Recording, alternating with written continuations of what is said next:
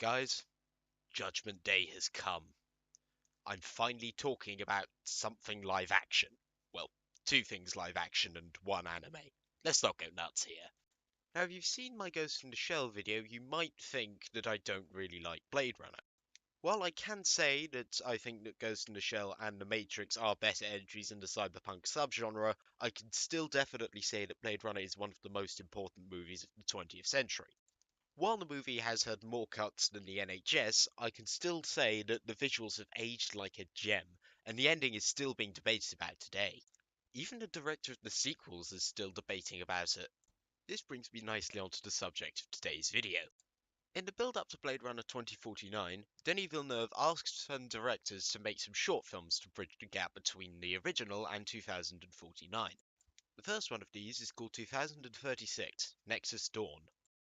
It involves the president of a replicant-making company, called Wallace, showing off his new robot assistant. I can only assume he's called Gromit. My replicants will never rebel. They will never run. They will simply obey.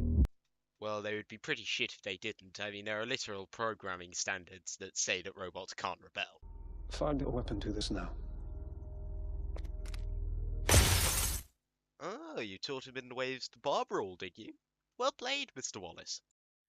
This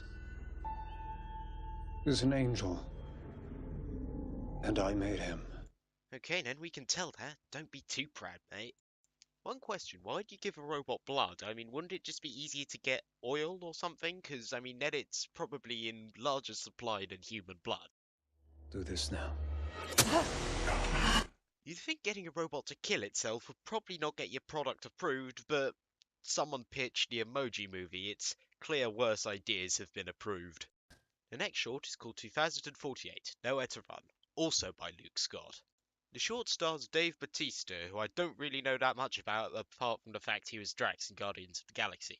I've been told he's a wrestler, but I'm a scrawny weeb fuck. The idea of sports repels me. It starts off with Batista caught in that awkward moment when the lights go out while you're on the shitter. Textbook mistake there, Mr. Batista. Washing your face in a public bathroom, never a good idea. Best case scenario, you only get 10 types of malaria. He walks out the bathroom and gets insulted by some thugs who think he looks really stupid in those glasses. He passes Vape Nation 2048 and finds a girl to whom he gives a book. It's not sad, is it?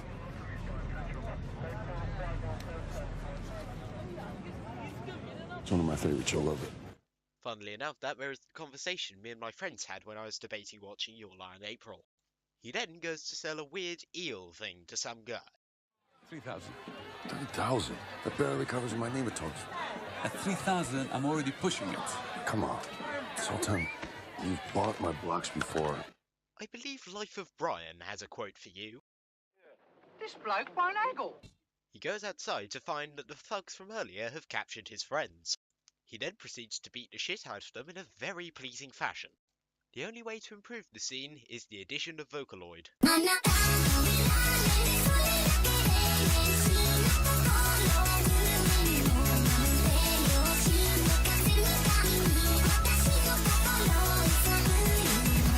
He stabs onto the thugs' necks, leading to everyone reacting the same way they did when Superman did it, scared and kind of confused. He drops his papers, leading to him getting snitched up by some random guy off the street. However, this man isn't aware of the ancient saying, snitches get stitches, or in this case, snitches get their necks snapped. Now, at the beginning of every short, Denis Villeneuve talks about how he invited a couple of directors to do these shorts. As I've said, the first two shorts were done by Luke Scott, the son of Ridley Scott, who was the person who made the original Blade Runner and the namesake behind Ridley from the Metroid franchise, who was in turn my namesake. The final one is done by some guy called Watanabe. As I said, some random guy called What? For those of you who don't know, Shinichiro Watanabe is an anime director and proof that our Lord Haruhi wants us to be happy. He's worked on a few projects that got a bit of attention, you know, like Cowboy motherfucking Bebop. So it's a cyberpunk anime short film directed by Shinichiro Watanabe. That's 3 of the boxes on the bingo card of things I like. The short begins with, wait, is that jazz I hear? Ooh, it can only go uphill from here.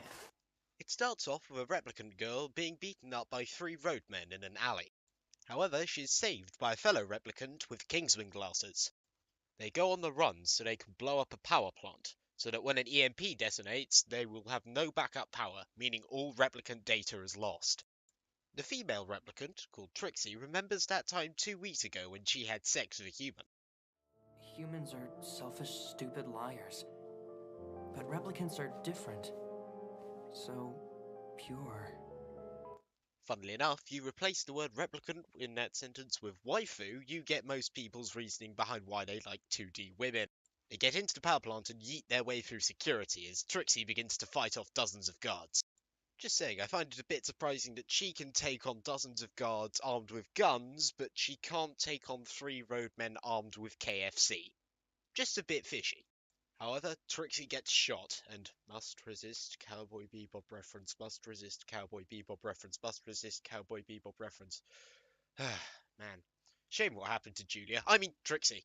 However, they blow up the power plant, just as the atomic bomb goes off in the atmosphere and reminds us that Watanabe also made Sankey no Terror. There is chaos in Los Angeles, and the Tyrell Corporation can now no longer make replicants. I assume they just went back to making crisps. So well done, Denny. If these short films are reflective of the quality of 2049, then we've got a pretty good movie on our hands. I just hope it's another great one like your last film, Arrival, but like Arrival, it's being overshadowed at the box office by overrated crap. Bugger.